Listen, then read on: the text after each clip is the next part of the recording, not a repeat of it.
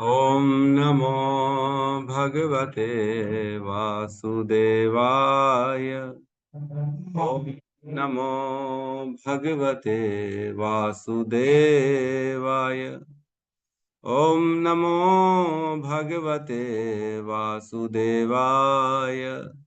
यः स्वानुभावम् अखिलं श्रुतिसारमेकम् आध्यात्मदीपम् अतितीर्षितां तमोऽन्धम् संसारिणां करुणयाः पुराणगुह्यं तं व्याससूनम् उपयामि गुरुं मुनीनां।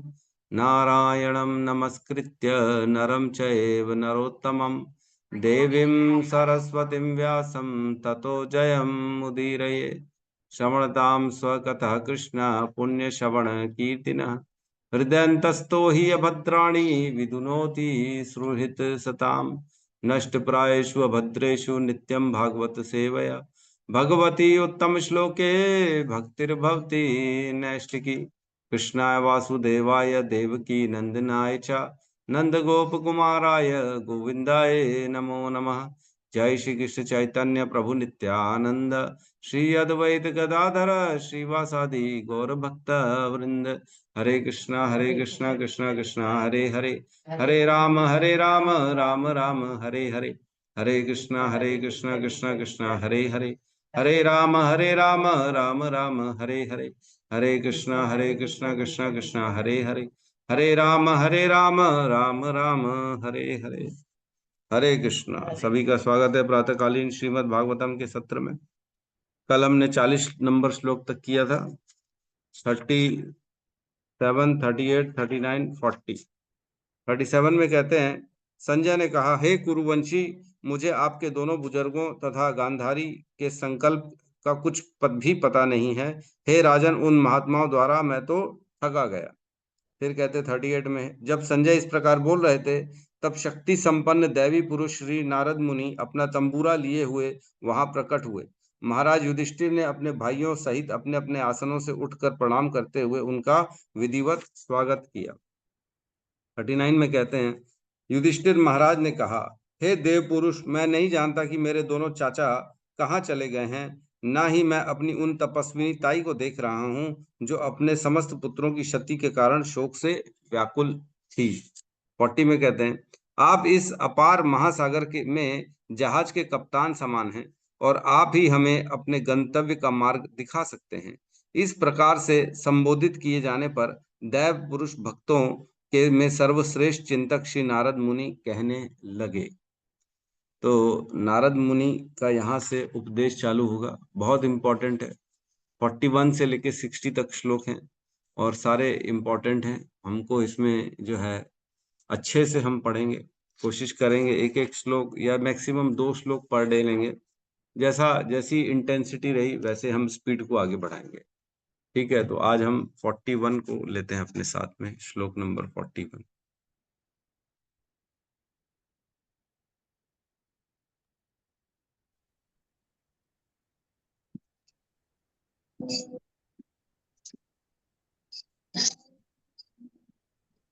क्लियर है?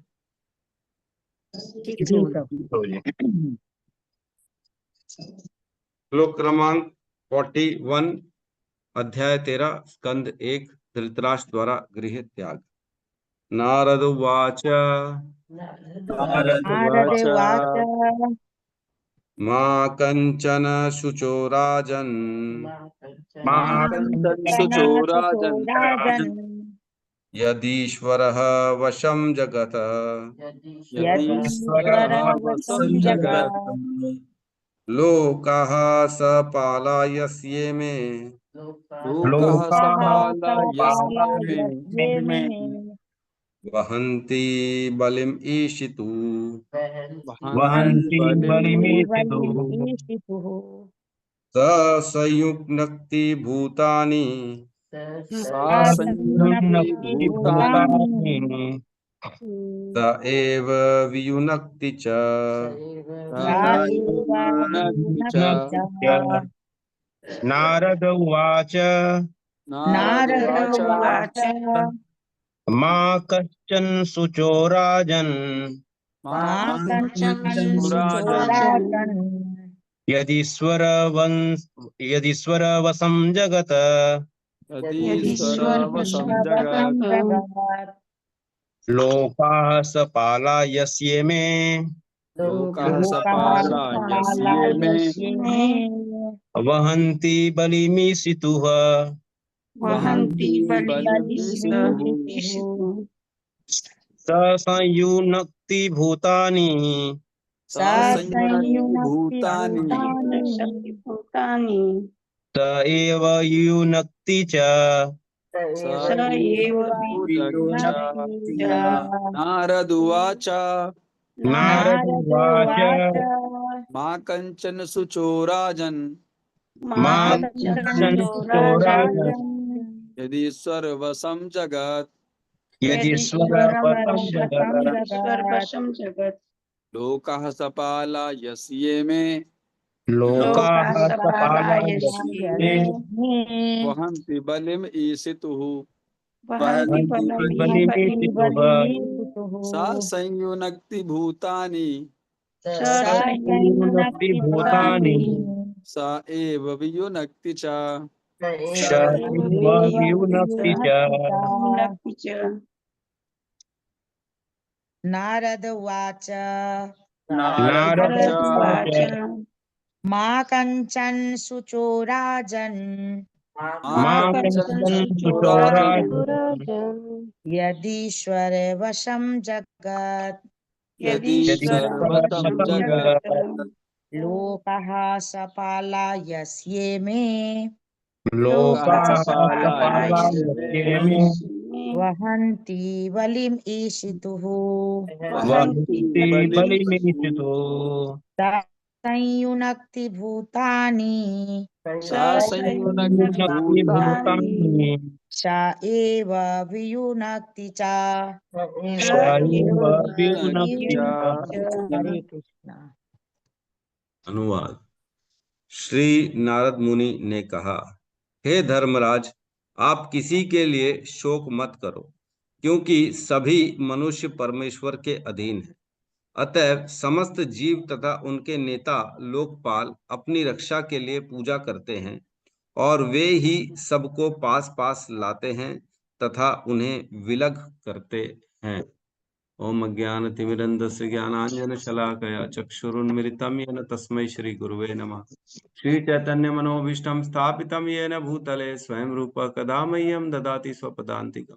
वन्देऽहं श्रीगुरु श्रीयुतपदकमलं श्रीगुरून् वैष्णवांश्च श्रीरूपं सागरजातं सहगण रघुनाथान्वितं तं सजीवं साद्वैतं सावधूतं परिजनसहितं कृष्ण चैतन्य देवं श्री राधा कृष्ण पादान् सहगण ललिता श्री विशाखान्वितांश्च। हे कृष्ण करुणा सिंधु दीन बंधु जगतपते गोपेश गोपिका कांता राधा कांत नमस्तुते। तप्त कांचन गौरांगी राधे वृंदावनेश्वरी वृषभानु सुते देवी प्रणमामि हरि प्रिये।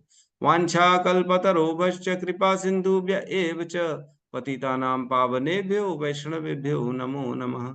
नमो विष्णुपादाय कृष्णपृष्ठाय भूतले श्रीमते भक्तिवेदांत स्वामीति नामिने।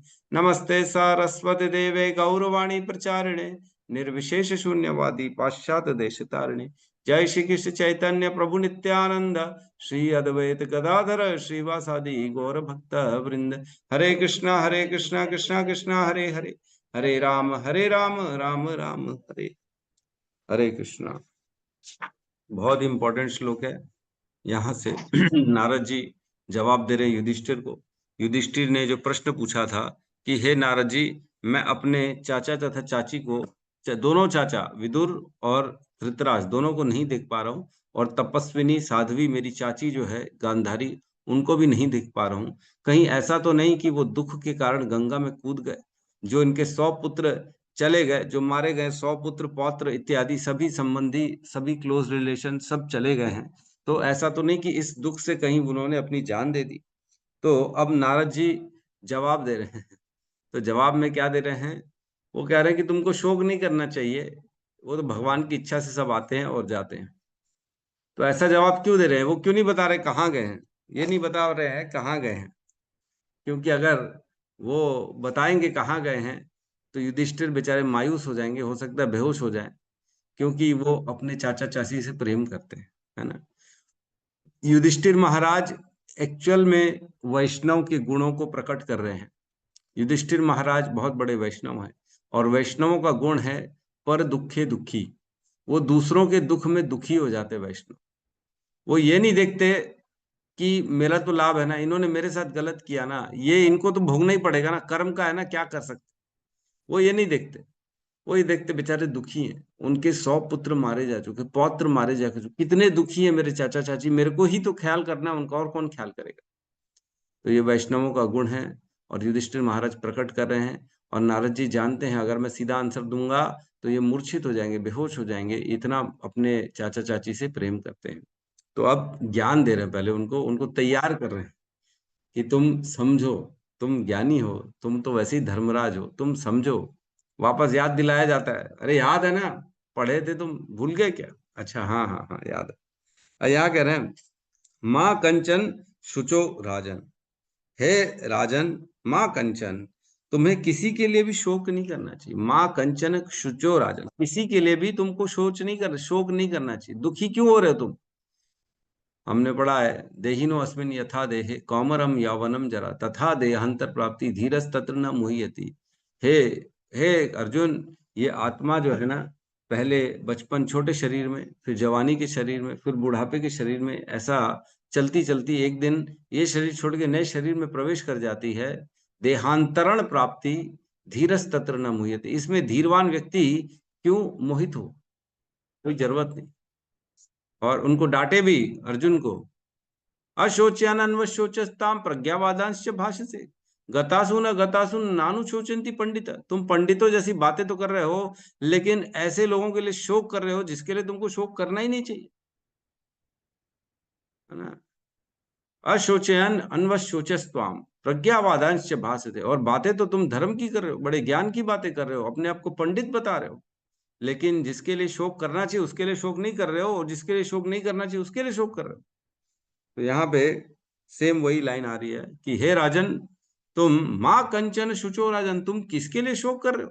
जिनके लिए तुमको शोक नहीं करना चाहिए। क्यों नहीं करना चाहिए? यद ईश्वरम वशम जगत, क्योंकि ये जगत जो है, पूर्ण जगत ईश्वर के कंट्रोल में है। तुम किस लिए शोक कर रहे हो? तुम्हारे हाथ में कुछ है क्या? बोलते ना, if you can change the situation why to worry, if you can not change the situation why to worry.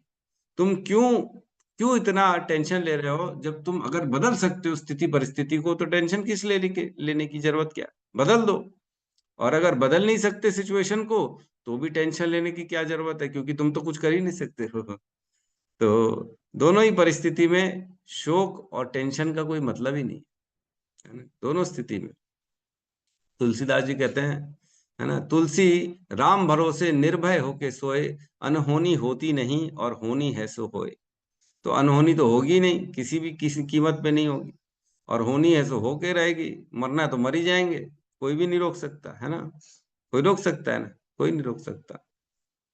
भगवान अगर किसी को मारना चाहे तो कोई बचा नहीं सकता, और अगर बचाना चाहे भगवान तो कोई मार नहीं सकता, है ना। तो हर स्थिति भगवान के कंट्रोल में। यहाँ पे कह रहे हैं, यद ईश्वरम वशम जगत, यद ये पूरा जगत जो है ना, हे युधिष्ठिर, ये ईश्वर के जगत में कंट्रोल में है। तुम अपने आप को कंट्रोलर क्यों सोच रहे हो? तुम इस भाव से बाहर निकलो। और क्या कह रहे हैं, लोकाः सपाला यस्ये में, लोका इस सारे लोकों में, सपाला यस्ये में है, जीव और उनके जो पालक होते हैं ना, जैसे जो भी जीव है, सपोज करो मनुष्य है या कोई भी अन्य अन्य जीव हैं, उनके लोका सपाला, इस पूरे लोक में जीव अपने आराध्यों या उनके लोकपाल, जैसे देवता है, कोई किसी का कुल गुरु होता है, कोई किसी का कुल देवी होता है, कोई अपने आराध्य को मानता है, कोई किसी देवता की पूजा करता है, कोई गणेश शनि इत्यादि इत्यादि अनेक अनेक बहुत सारे देवी देवता भरे पड़े हुए हैं इस संसार में। तो सभी जीव और उनके नेता या उनके देवी या उनके गुरु या उनके जो भी है देव इत्यादि, सभी के सभी यस्य में है, इस पूरे संसार में वहंतिम बलिम ईशितुः, वह सब आप ही ईश्वर की उपासना करते हैं अपनी रक्षा के लिए। मतलब सारे जीव, सारे मनुष्य और उनका पालन करने वाले उनके गुरु, उनके देव, उनके आराध्य, वो दोनों, चाहे जीव है चाहे उनके देव है, वो दोनों के दोनों ईश्वर की आराधना करते हैं अपनी रक्षा के लिए। स्वयं अपनी रक्षा नहीं कर सकता कोई भी। जब तक कृष्ण है, जब तक कृष्ण की शरण में कोई नहीं जाएगा, इस संसार में किसी में भी इतना सामर्थ्य नहीं है कि वो रक्षा कर सके। समझ पा रहे हैं इस बात को? बहुत गहरी चीज है। मतलब अगर कोई सपोज करो शिव जी का उपासक है ना, तो शिव जी का उपासक है और वो शिव जी के पास जाता है अपनी रक्षा के लिए, तो यहाँ कहने का मतलब है जीव चाहे उसके सपाला, उनके पाल सपोज करो शिव जी हैं, तो शिव जी और जीव इनडायरेक्टली दोनों के दोनों कृष्ण की शरण में है अपनी रक्षा के। जीव को भले ये भान नहीं है, लेकिन शिव जी को भान है ना। गुरु को भान नहीं है। अगर कोई गुरु है, सपोज करो दुर्गा मैया का बड़ा शिष्य है, बहुत प्रचंड एकदम प्रतापी शिष्य है, उसके अनुगत्य कोई है, वो बोलता है भैया मेरे गुरु तो बस बेस्ट है, मैं तो उनकी शरण में जाऊंगा, वो मेरी रक्षा करेंगे। और गुरु क्या बोलता है, तू आजा मेरी शरण में, मैं तेरी रक्षा करूंगा। और मेरी रक्षा कौन करेगा?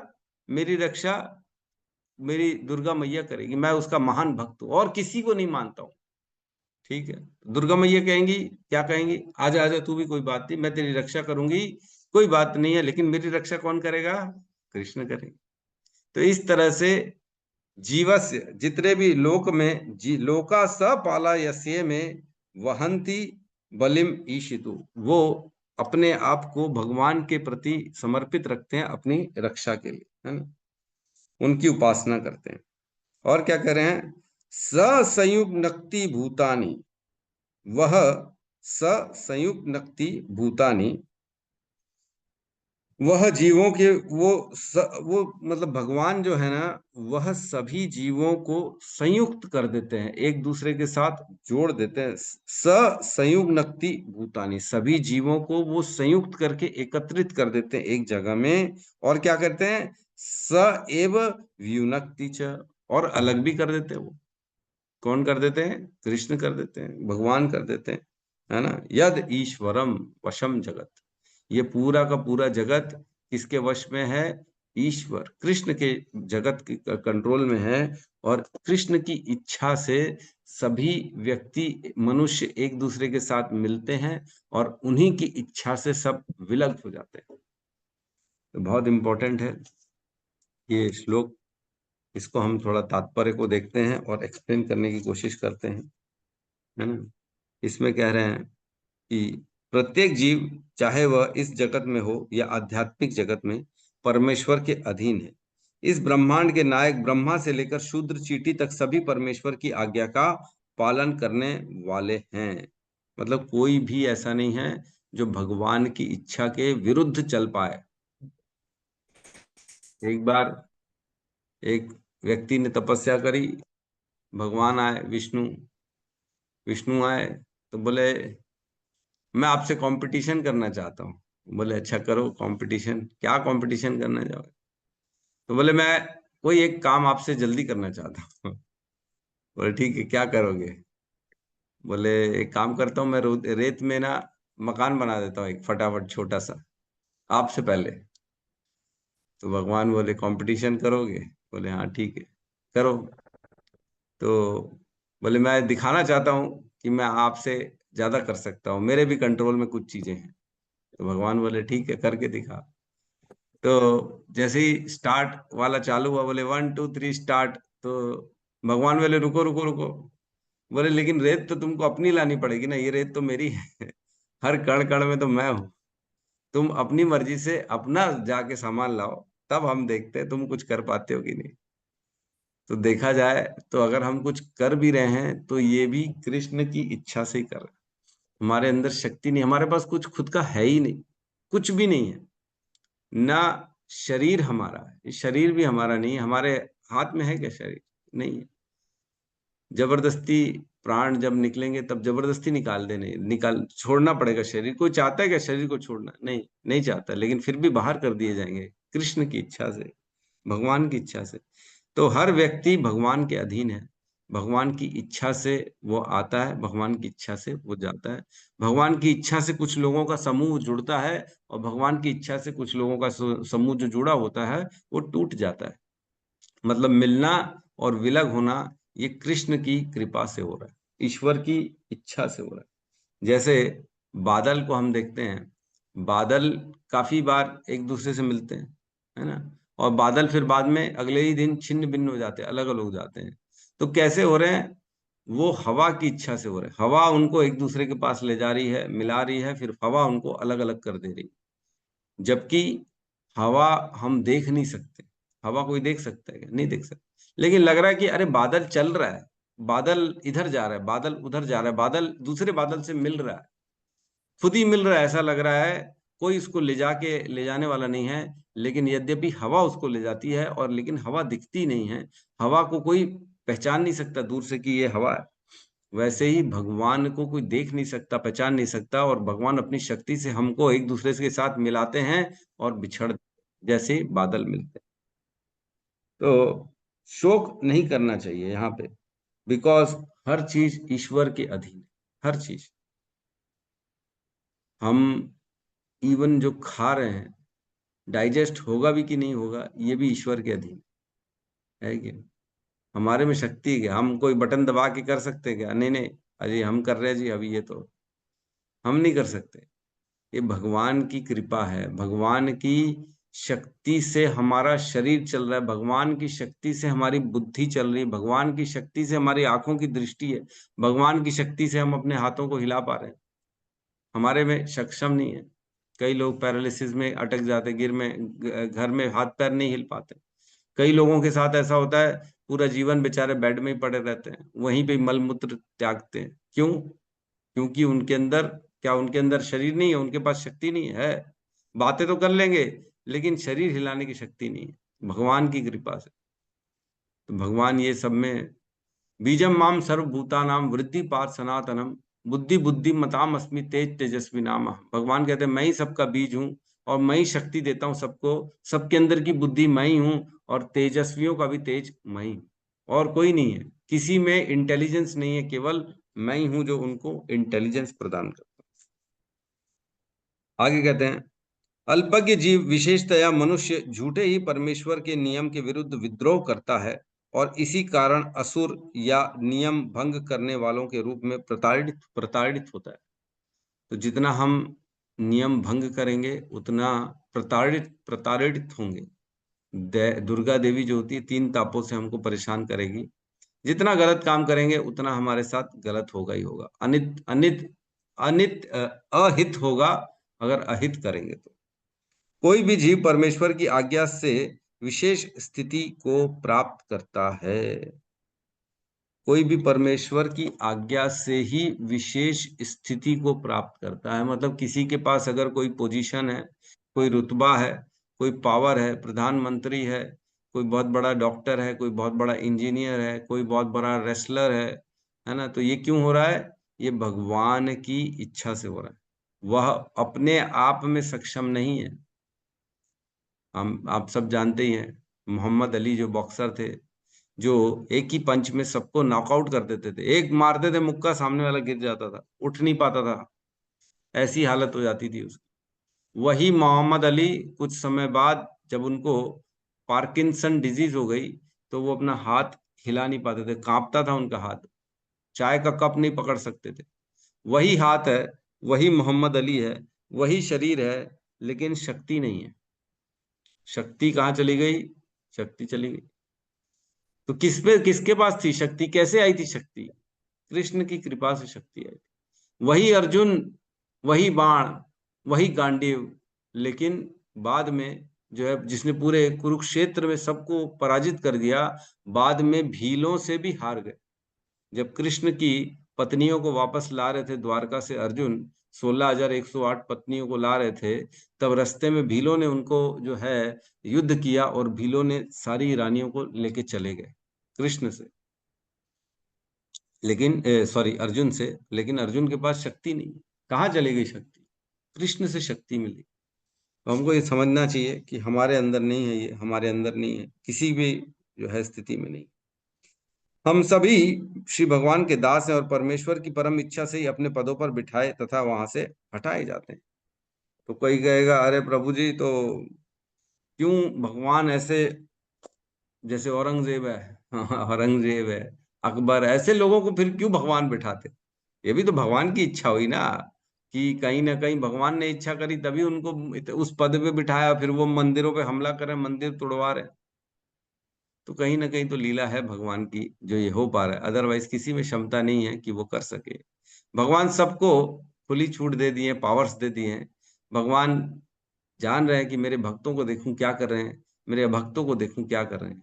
तो ये सब कहीं ना कहीं भगवान की ही लीला है जो ये सब हो रहा है। इसमें कह रहे हैं, सामान्यतः कोई किसी योजना से अपने सुख तथा दुख के प्रवाह को बदल नहीं सकता। बहुत इंपॉर्टेंट लाइन है। सामान्यतः कोई किसी योजना से अपने सुख तथा दुख के प्रवाह को बदल नहीं सकता। कोई व्यक्ति अपने जीवन में सुख को लाना चाहे तो वो अपनी शक्ति से नहीं ला सकता, और अगर कोई व्यक्ति अपने जीवन में दुखों का निवृत्ति चाहता है तो वह अपनी शक्ति से नहीं कर सकता। ये काल कृष्ण की शक्ति से ही होता है।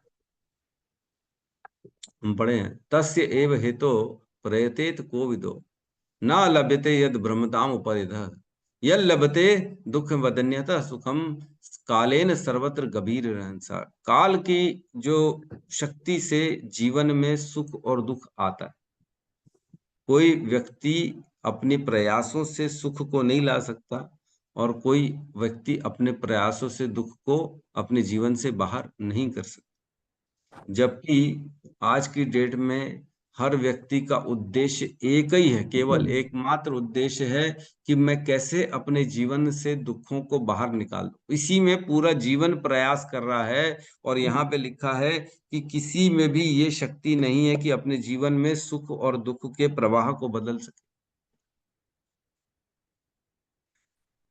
मतलब कहाँ मेहनत कर रहा है व्यक्ति, कहाँ पे मेहनत कर रहा है? अपने जीवन से दुखों को बाहर करने के लिए मेहनत कर रहा है। मैं इसको मना लूं, मैं उसको समझा लूं, मैं इसको कंट्रोल कर लूं, मैं ये खरीद के ले आऊं, मैं ये योजना बना लूं तो ऐसा हो जाएगा, मैं ऐसी प्लानिंग कर लूंगा, इसके साथ मिल जाऊंगा, मेरे से वो पावरफुल है, मैं उसके पास जाऊंगा, कांटेक्ट करूंगा, मैं उसको फोन करा दूंगा तो मेरा काम ठीक हो जाएगा, मैं दुखों से बाहर आ जाऊंगा। प्रयास तो हम कर रहे हैं लेकिन लिखा है कोई अपनी शक्ति से दुख और सुख के प्रवाह को नहीं बदल सकता। कितनी शक्ति लगा लो, दुखी जो व्यक्ति, जिसको जिसके भाग्य में जीवन में दुख लिखा है, तो वो पल में उसको दुख ही मिलेगा। अपने ही दुख दे के चले जाएंगे, दूसरों की क्या बात है। शक्ति लगाएंगे बाहर वालों को समझाने के लिए, लेकिन पता लगा अपने ही घर में कोई ऐसा निकल जाएगा जो दुख दे देगा। अपने घर में नहीं निकला तो शरीर में निकल जाएगा, कोई ऐसी बीमारी आ जाएगी, दुख दे देंगे। मानसिकता आ जाएगी, ऐसी आर्थिक स्थिति खराब हो जाएगी, है ना। कोर्ट ने जो है जब्ती कर ली, कहीं पैसा पड़ा था वो चोरी हो गया, ऐसी परिस्थिति आ जाएगी, दुख तो आएगा ही आएगा। तो व्यक्ति केवल प्रयासों में लगा हुआ है कि मैं दुखों से दूर हो जाऊं, लेकिन ये कितनी बड़ी विडंबना है, कितना बड़ा भ्रम है कि बहुत गलत जगह प्रयास कर रहा है। अपना समय व्यर्थ ही ऐसी जगह वो निवेश कर रहा है जहां से निकलने वाला रिजल्ट कुछ भी नहीं है, क्योंकि व्यक्ति के हाथ में है ही नहीं कि अपने दुखों से निवृत्त हो सके। तो क्या करे व्यक्ति? दुख आए तो करे क्या? प्रयास नहीं करे। प्रयास करे लेकिन एक लिमिट तक प्रयास करे, है ना। एकदम ऐसा नहीं। युक्त आहार विहारस्य युक्त चेष्टस्य कर्मसु युक्त स्वप्न बोधस्य योगो भवति दुख। युक्त करे, बैलेंस करे। हाँ, प्रयास करना है लेकिन एक लिमिट तक करना है, और उसके लिए टेंशन नहीं लेनी है। क्यों? क्योंकि कर्मण्येवाधिकारस्ते माँ फलेषु कदाचन माँ कर्म फल हेतुर्भुर माँ तो संगोस्तु कर्मणि। हमारे पास कर्म करने का तो अधिकार है, लेकिन फल की अधिकारी नहीं है। तो प्रयास करना है और उसको छोड़ देना भगवान पे। भगवान का जब सही इच्छा होगी, जब सही समय आएगा, ऑटोमेटिकली मैं दुखों से निवृत्त हो जाऊं। ऐसा ऐसा हमारे को करना।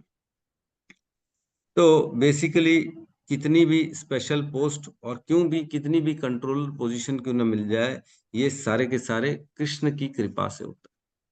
तो यहाँ कहने का मतलब है कुछ लोगों को मिला रहे हैं, कुछ लोगों को बिछड़ रहे हैं, ये कृष्ण की कृपा से हो रहा है। तो हमारे जीवन में भी हम कई बार देखते हैं कोई कोई बहुत प्रिय होता है हमारे जीवन में, लेकिन काल धीरे धीरे उनको अलग कर ही देता है। आप सबके भी जीवन में कोई ना कोई 10-20 साल पहले इतना प्रिय होगा जिससे कभी अलग होने की इच्छा नहीं हुई होगी, लेकिन काल ने किसी कारणवश अलग कर दिया।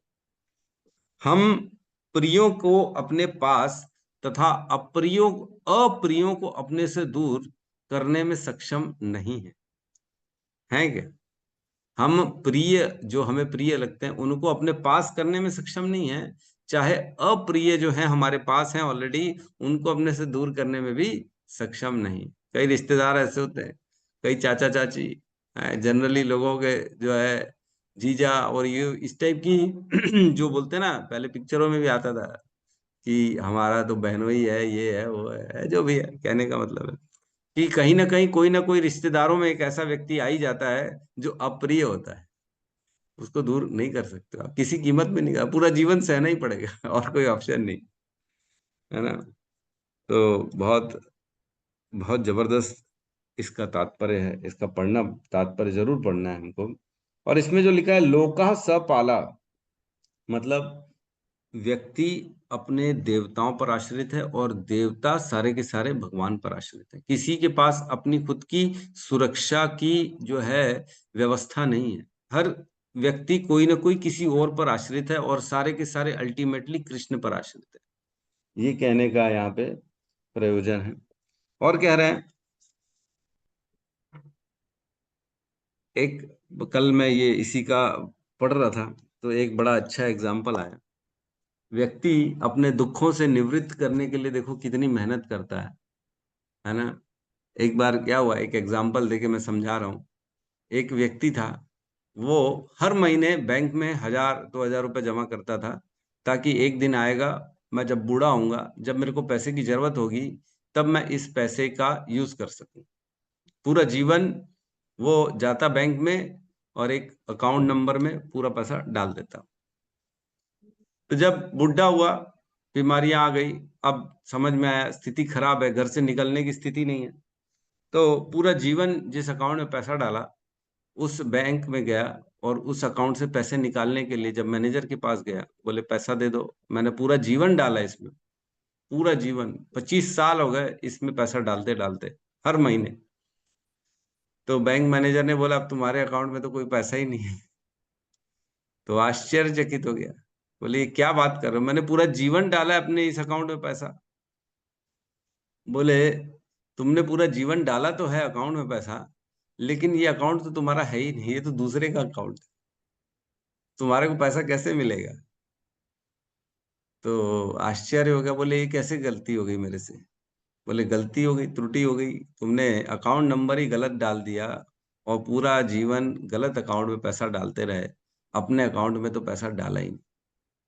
अब उस व्यक्ति के अंदर क्या भाव आएगा, क्या सोचेगा वो, इतनी बड़ी गलती, इतनी बड़ी गलती कि मेरे से अकाउंट नंबर गलत लिखा गया और गलती से दूसरे के अकाउंट में पैसा चला गया। अब पूरे जीवन की मेहनत जो है उसको कुछ नहीं मिलेगा, व्यर्थ। होता है कि नहीं, ऐसा हो भी जाता है, कई बार हो जाता है। एक ओटीपी दे दिए, पूरे जीवन का पैसा चला गया, रो रहे हैं। पूरा जीवन मैंने संजोया, 10 लाख कमाए, पूरी मेहनत, 50 साल की मेहनत, कई बार लोग मेहनत कर करके पैसा संजोते हैं और कई बार फ्रॉड वाले आते हैं और एक ओटीपी लेके बेवकूफ बना के पूरा पैसा लेके चले जाते हैं। ये होता है, ये ऐसा होता है। तो यही हो रहा है हमारे साथ, ये हमारी स्थिति है कि हम पूरा जीवन मेहनत कर रहे हैं अपनी सुरक्षा के लिए, ये ला रहे हैं, वो ला रहे हैं, ये कर रहे हैं, वो कर रहे हैं, लेकिन बाद में पता पड़ा वो तो हमारे कोई काम का ही नहीं है। अब उसको कौन भोग रहा है, हमारे आने वाली संतानें, और कोई भोग रहा है, किसी और के लिए मेहनत कर रहा है। कोई व्यक्ति अपने लिए मेहनत नहीं कर रहा। जो साथ में जाने वाली चीजें हैं उसमें तो कोई मेहनत नहीं कर रहा, जो छोड़ के जाने वाली चीजें केवल उसी में मेहनत कर रहा। तो जो आत्मा के लिए मेहनत करेगा, जो भगवान का नाम जप करेगा, वही साथ में जाएगा। धन एक्चुअल में वही धन है जो हमारे उपयोग आने वाला है। बाकी तो यहाँ का कमाया हुआ सब छोड़ के जाना है, किसी और को दे के जाना है। कोई है जो अपने साथ लेके गया? कोई नहीं लेके जाता। तो बड़ा टचिंग स्टोरी लगी मेरे को कि वाकई में यही हो रहा है सबके साथ। ये जोड़ रहे हैं, वो जोड़ रहे हैं, ये जोड़ रहे हैं, इसके लिए वो ला रहे हैं, वो रख रहे हैं, लॉकरों में सोना रख रहे हैं, इन्वेस्टमेंट कर रहे हैं, प्रॉपर्टी खरीद रहे हैं। लेकिन पता लगा हम तो कुछ भोग नहीं सकते इसको। हमारे लिए तो हमको जो भोगना था, हम जो हमारे लिए जो धन था, भगवान की भक्ति कमाई, भगवान का नाम, उसमें तो समय दिया नहीं। पूरा समय खाली इन भौतिक चीजों में दे दिया। अब जब जाने का समय आया तब पता पड़ा ये सब तो कोई काम का नहीं है। जो असली धन था उस पर तो हमने समय दिया ही नहीं। तो धन क्या हुआ? बेसिकली धन ये है कि समय का सदुपयोग करें। समय जो है सबके पास 24 घंटे है, उससे ज्यादा किसी के पास नहीं है। और डेली भगवान 24 घंटे हमको दे रहे हैं। सोच समझकर एक एक घंटा इन्वेस्ट करें। एक एक घंटा इन्वेस्ट करना है हमको। दिमाग वाला व्यक्ति वही है, बिजनेसमैन वही है जो अपने समय का सदुपयोग करे। एक एक समय, एक एक सेकंड, एक एक मिनट का हमको रिटर्न मिलेगा अगर हम वह समय कृष्ण के स्मरण में निकालेंगे। है ना? एक श्लोक हमने अभी उस दिन क्लास करी थी मंदिर में, बहुत अच्छा श्लोक था। उसमें कहता है आयुर्हर्ति वै पुंसाम उद्यन अस्त च यन्न सौ तस्य ऋते यत क्षणोनीत उत्तम श्लोके वार्ताया। जो समय हमने कृष्ण के वार्ता में, उनके नाम में बिताया है, वह समय हमसे कोई नहीं छीन सकता। कोई भी हमारे जीवन से मरने के बाद भी वो समय हमसे नहीं छीन सकता। लेकिन अगर बाकी जगह हमने समय लगाया तो वो बेसिकली व्यर्थ है। उसका कोई सार्थकता नहीं, उसमें कुछ सार्थ नहीं। ठीक है, तो और क्या कह रहे हैं इसमें? सुख दुख की हम सारी प्लानिंग करते हैं, लेकिन बेसिकली प्लानिंग हमको कृष्ण की स्मरण की करनी चाहिए। कब मैं माला करूं, कब उठूं, कब जागूं, कैसे मैं मंदिर जाऊं, या कैसे अपने जीवन में कृष्ण को लाऊं। अपने काम करना, ऐसा जरूरी नहीं कि सब अपने काम छोड़ छोड़ के मंदिर जाओ, ऐसा कोई नहीं कह रहा। अपने घर में रहो, अपने घर के कर्तव्यों को करो, लेकिन करते करते कृष्ण की स्मरण करते करते करना है ना। तस्मात् शास्त्रम प्रमाणम ते कार्य कार्य व्यवस्थित हो ज्ञात्वा शास्त्र विधान उत्तम कर्म कर्तुम इहि अर्हसि। तो कहते हैं इसलिए हे अर्जुन, तुमको जानना चाहिए कि शास्त्र क्या कह रहा है, शास्त्रों में क्या कर्तव्य करने लायक है और क्या कर्तव्य करने लायक नहीं है। यह जानकर तुमको अपने कर्मों को करना चाहिए, ताकि जो कर्म शास्त्र में लिखा गया वही करें। तो शास्त्रों में क्या लिखा गया है, क्या नहीं लिखा गया, इसको पढ़ें और अपने जीवन का उद्धार करें। ठीक है। और धृतराष्ट्र के, देखो धृतराष्ट्र, उसने जब, एक बार की बात है, धृतराष्ट्र ने जब पूछा कृष्ण से पूरे युद्ध के बाद कि मेरे 100 के 100 बच्चे मारे गए और 5 पांडव के 5 पांडव जिंदा है, ऐसा क्यों, ऐसा क्या हुआ? बिछुड़ गया ना। आखिर बच्चे, कोई चाहता है क्या मेरे बच्चे बिछड़े? कोई नहीं चाहता, लेकिन बिछड़ गए, भगवान की इच्छा से बिछड़ गए। तो कहते हैं भगवान ने उनको जवाब दिया, कृष्ण ने, कि हे धृतराष्ट्र, 100 जन्म पूर्व तुमने क्या किया था? तुमने एक चिड़िया के सामने उसके 100 अंडों को फोड़ दिया था, है ना? ऐसे ही था। कोई बोलता है हंस के बच्चे थे, कोई बोलता है चिड़िया के बच्चे थे, जो भी थे। कहने का मतलब ये 100 जीवन पहले तुमने एक चिड़िया थी, उसके 100 बच्चों को उसी के सामने नष्ट कर दिया था। तो ये जो तुम्हारे ऊपर कर्म का लगा पाप, यह पाप तो तुमको भी भोगना था, इसलिए तुमको 100 बच्चों से 100 बच्चे तुम्हारे भी मारे गए। तो देखो काल की गति कैसी होती है कि व्यक्ति जो ऐसा पाप किसी के प्रति करता है, किसी भी पशु, किसी भी पक्षी के प्रति, हमने उस दिन भी मांडुक्य ऋषि, मांडुक्य मुनि की बात करी थी, जिसने बचपन में एक चींटी के अंदर पिन को भेद दिया था। तो बड़े होके जब वो तपस्या में बैठे थे, तब उनके अंदर भी सूली चली गई थी। हमने वो कथा पे नहीं जाएंगे, तो कहने का मतलब जब वो यमराज के पास चले गए थे, उन्होंने यमराज को श्राप दिया था, तभी यमराज विदुर बनकर आए थे। तो यमराज ने कहा था कि तुमने बचपन में ऐसा काम किया था, इसलिए तुम्हारे साथ ऐसा हुआ। और अब धृतराष्ट्र के केस में भी हम देख रहे हैं कि 100 जन्म पूर्व उसने चिड़िया के 100 अंडों को तोड़ दिया था चिड़िया के सामने, इसलिए धृतराष्ट्र को भी अपने 100 बच्चों को खोना पड़ा अपनी आंखों के सामने। मतलब जो हम कर्म कर रहे हैं वो हमको भोगना ही पड़ेगा हर स्थिति में। ये है कि काल वेट कराता है। जैसे 100 जन्म लगे धृतराष्ट्र को, तो कहेंगे क्यों 100 जन्म लगे प्रभु जी, जब उसको भी उसी समय हो जाना था। तो इसका अर्थ ये है, इसका रास्ता ये बताते हैं आचार्य कि 100 जन्म पूर्व जब उसने 100 बच्चे मारे, तो इसका अर्थ हुआ इसके भी 100 बच्चे होंगे, तब इसको वो पेन मिलेगा, वो दुख मिलेगा बच्चों से विरह का, मरने का। तो 100 बच्चे होने के लिए पुण्य भी होने चाहिए, तभी 100 बच्चे होंगे, ऐसे तो नहीं होंगे 100 बच्चे। तो 100 बच्चों के पुण्य को एकत्रित 100 जीवन में किया गया। उसके जो 100 जन्म बाद जो है, एक एक जन्म में उसने पुण्य को जमा किया अपने खाते में। जब उसके पास इतने पुण्य हो गए कि 100 बच्चे हो सके, तब इस जीवन में उसके 100 बच्चे हुए। और वही जो कर्म उसने 100 जन्म पूर्व किया था वह वेट कर रहा था, और इस जीवन में उसको वो फलीभूत होके दुख प्राप्त हुआ 100 जन्म का पूर्व। मतलब काल, प्रकृति कैसे काम करती है, हर कर्म का लेखा जोखा है, हर कर्म का वेट करना पड़ता है, लेकिन भोगा जरूर जाता है। तो आज हम जिसके साथ जो भी कर रहे हैं, हर पशु के साथ, पक्षी के साथ, बेचारे जीव जंतु के साथ, वह हमारे साथ भी होने वाला है। बस वेट करना है कब होगा। आज हम सिर्फ सुन रहे हैं धृतराष्ट्र की कथा, लेकिन अपने आप को अगर धृतराष्ट्र की जगह रख के देखेंगे कि 100 बलशाली पुत्र, 100 बच्चे जिसके थे, सारे के सारे उसके सामने मारे गए। कितना बड़ा दुख है। आज की डेट में किसी का एक बच्चा जवान 25 साल का मर जाता है, तो कितना दुख होता है व्यक्ति को, होता है कि नहीं होता? 100 बच्चे मर जाना ये बहुत बड़ा दुख है, बहुत बड़ा। तो इसलिए एक ऐसा कोई काम ना करें, सोच समझ के आंख खोल के काम करें। भगवत गीता हमको यही सिखाती है, कर्म क्या है, विकर्म क्या है, अकर्म क्या है, इसको समझो। विकर्म मत करो, जो शास्त्र में लिखा है, जो शास्त्र में मना किया गया उसको कभी मत करो, है ना। यह शास्त्र विधि उत्सृज्य वर्तते कामकारात् न सिद्धिम आपनोति न सुखाम न पराम गति। जो शास्त्र के विरुद्ध कर्म करेगा उसको कभी सुख नहीं मिलेगा, कभी परम गति नहीं मिलेगी, न इस जीवन में न अगले जीवन में।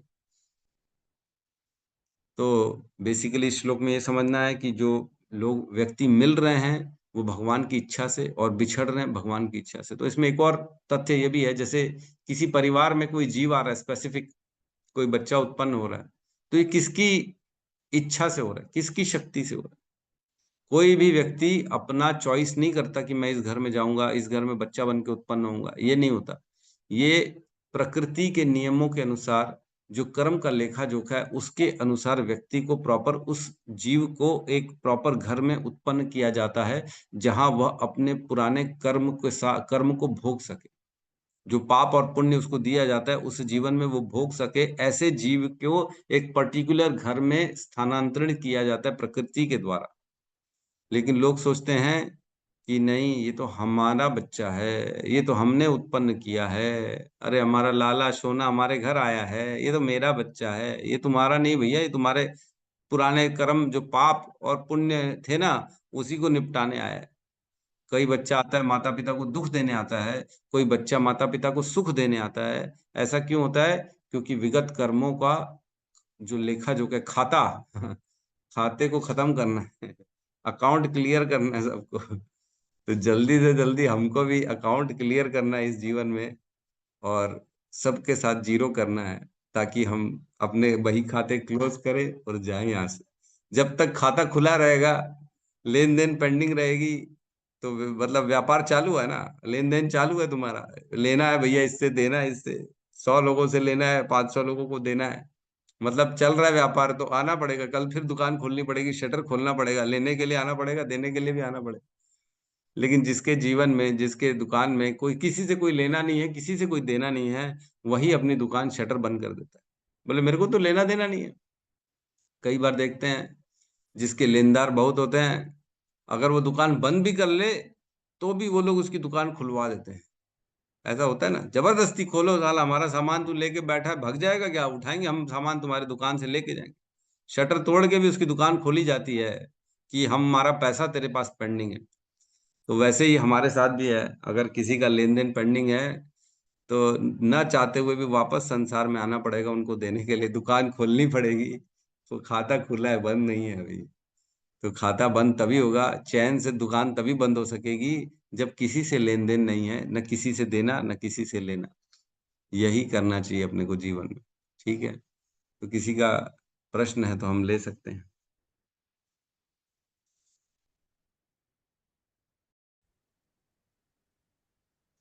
हरे कृष्णा हरे कृष्णा कृष्णा हरे कृष्णा कृष्णा हरे कृष्णा कृष्णा हरे हरे हरे कृष्ण कृष्ण हरे हरे राम हरे हरे राम हरे राम राम हरे राम हरे। राम हरे हरे।